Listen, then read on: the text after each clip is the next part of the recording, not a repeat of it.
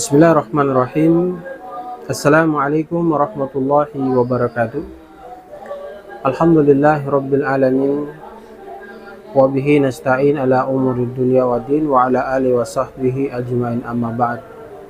Saudaraku kaum muslimin muslimat yang sama dirahmati dan dimuliakan Allah, di kesempatan yang sangat berbahagia ini kita bersyukur karena Allah mengantarkan kita mampir di channel TV Dakwah Al-Serui. Dan insya Allah siapa yang mampir di sini adalah merupakan sebuah tanda kebaikan bagi dirinya. Sebab Nabi SAW menjelaskan, man yuridullahu bihi khairan yufaqihu fiddin. Siapa yang Allah inginkan kebaikan kepadanya, maka Allah akan pahamkan untuknya agama.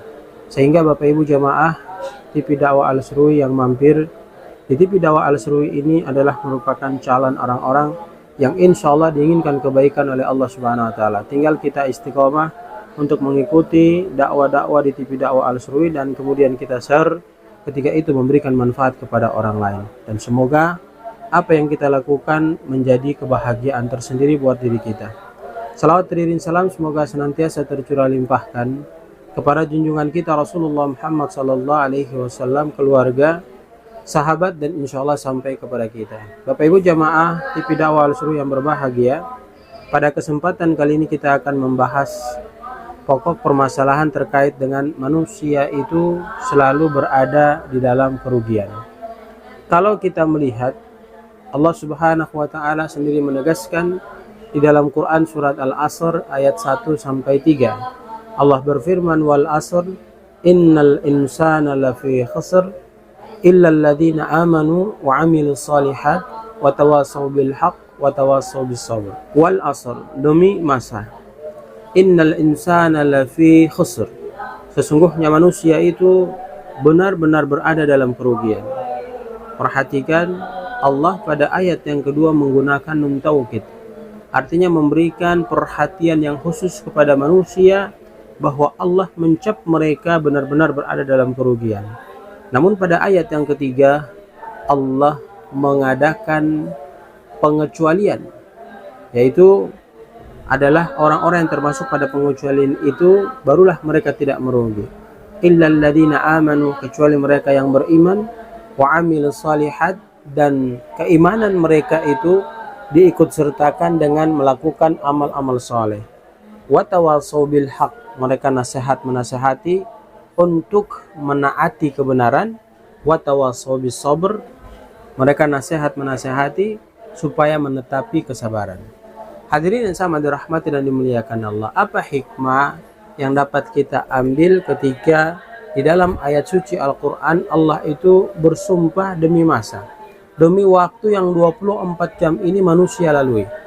Maka perlu kita perhatikan bahwa di antara hikmah-hikmah itu yang pertama, seolah Allah Subhanahu wa Ta'ala ingin mengingatkan kita bahwa hidup ini selalu bertemu dengan waktu. Maka atur waktu itu dengan sebaik mungkin. Jangan kita mengaturnya untuk hal-hal yang tidak memberikan faedah dan manfaat pada diri kita. Karena kita semua punya waktu. Siapa di antara kita mengisi waktunya dengan kebaikan, maka dia akan mendapatkan kebahagiaan.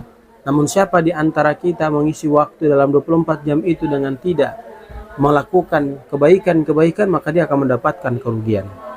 Sehingga hikmah yang kedua bisa kita peroleh dengan Allah Subhanahu wa Ta'ala mengingatkan bahwa kita kalau sekiranya kehilangan harta, maka di waktu-waktu yang lain kita bisa mencari harta itu. Tapi hadirin yang sama dirahmati dan dimuliakan Allah, Allah tegaskan kembali bahwa ketika kita kehilangan momentum waktu di hari ini, maka dia akan pergi meninggalkan kita dan tidak akan pernah kembali lagi.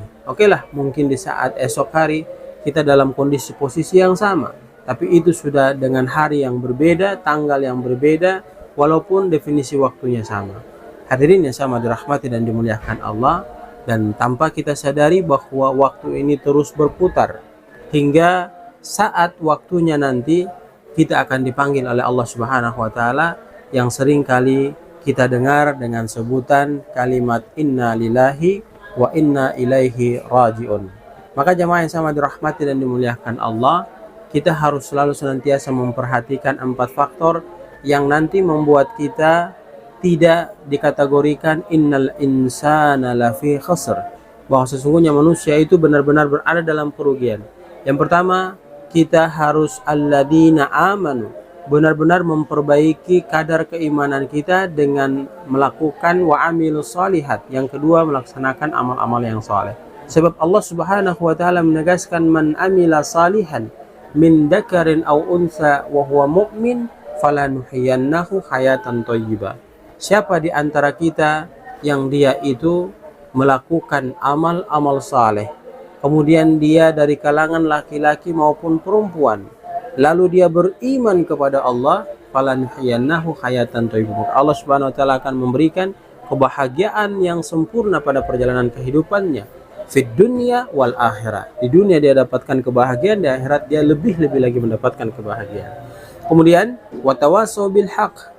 Kita selalu senantiasa nasihat menasihati supaya mentaati kebenaran yang sudah disampaikan kepada diri kita.